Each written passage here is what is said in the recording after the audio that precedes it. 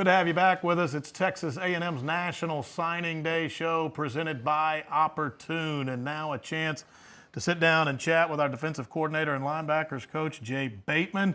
A couple, as a part of the linebacking core, joins this class of 2025. Again, 24 total, 2 linebackers, a big-time haul on defense, a ton of talent coming in to Texas A&M. But, Coach, I know we've talked to a lot of people today, and it's really a long process just to get to know a young man, sell them on A&M, have them make the decision, and then finally sign that dotted line. But you've been through a lot of these recruiting processes. I mean, we've talked to some people about this too. I mean, do you breathe a little bit of a sigh of relief when you get to a day like this, knowing that another cycle will turn soon enough?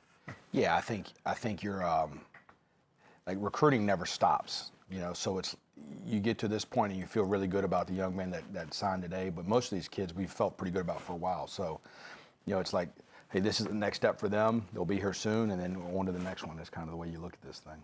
And a lot of this is you get to know families pretty well. You don't recruit just that young man. It seems like families, you get to know them every bit as well. No, I think it's important. I mean, I think the relationship piece is so important now, more important than ever, I think. And these young men, you know, that are recruited at this level, you know, the kind of guys you need to sign at Texas A&M, you know, the families are going to make a big part of their decision. So, you know, that's the part I enjoy the most. Mm-hmm.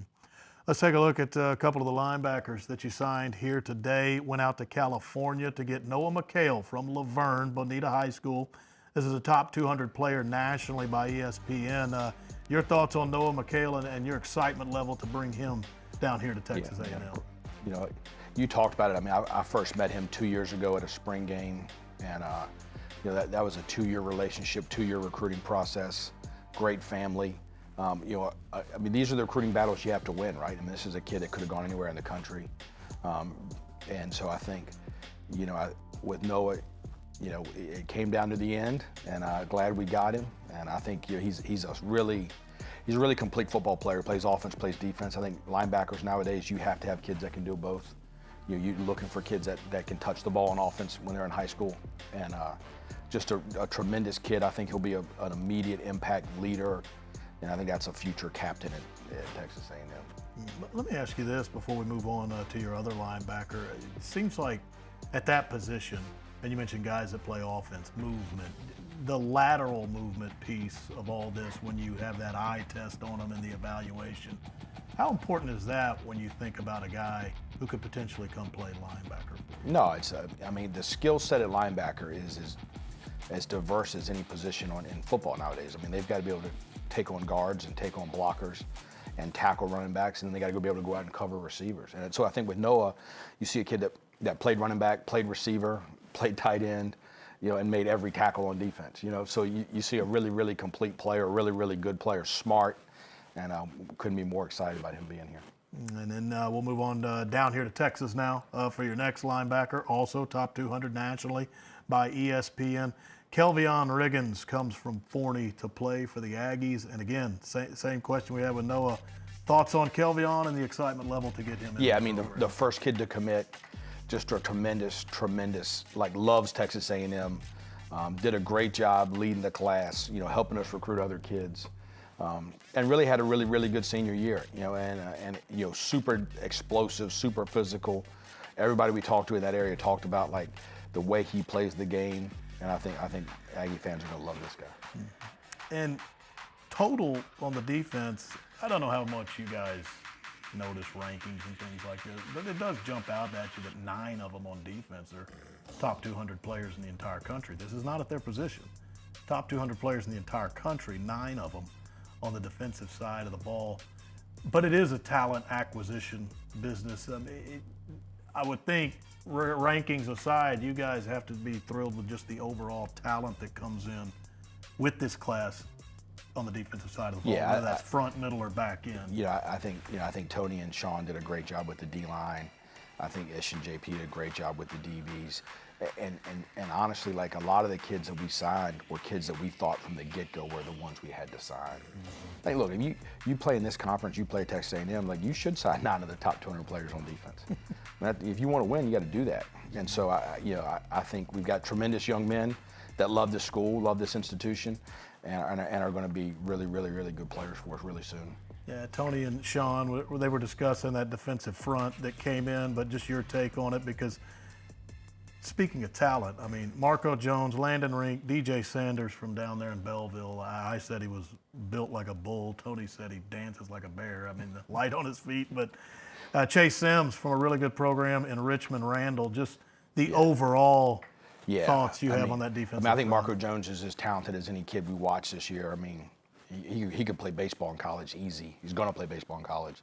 So, Chase Sims, when I first watched his film, I remember going to see Sean and saying, like, well, am I crazy? Like, and I think, you see a kid that jumped up like 500 spots in the rankings in the last 2 weeks, I think Chase Sims is dynamite. And then, Landon's like tough, physical, just a really, really complete player that I think is going to immediately impact us.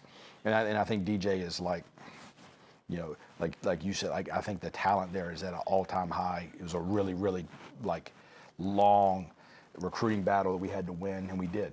So I think those kids are going to be really good players for us, man. Mm-hmm. Then the back end, a lot of them on the back end, and you need bodies back there because, I mean, you can use 5, 6 defensive backs in any given play. But I talked to Ish about this too, but wanted to get your take.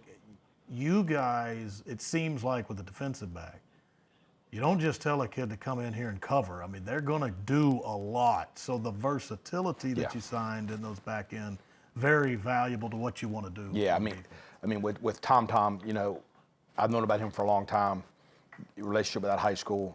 Ish did a great job recruiting him. Obviously, we had to, get him away from some other SEC schools. Not easy to do in that part of Florida. And great mom, great family, and I think he is like the ceilings.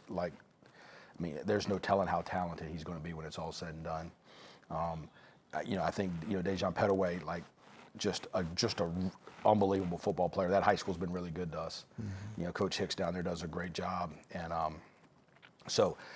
think at the safety nickel position, some really, really good players, and I think JP did a great job with the corners, real speed. Like verified speed to play in this league and cover the guys you got to cover that have real ability to go out there and play quickly. This is a day where people talk about rounding out depth. Do you feel like you did it with the group of the class? Because depth is so important, especially in the Southeastern Conference. You can't. You got to have 2, maybe a 3 deep on some. Yeah, some spots. I think you look at us this past year, right?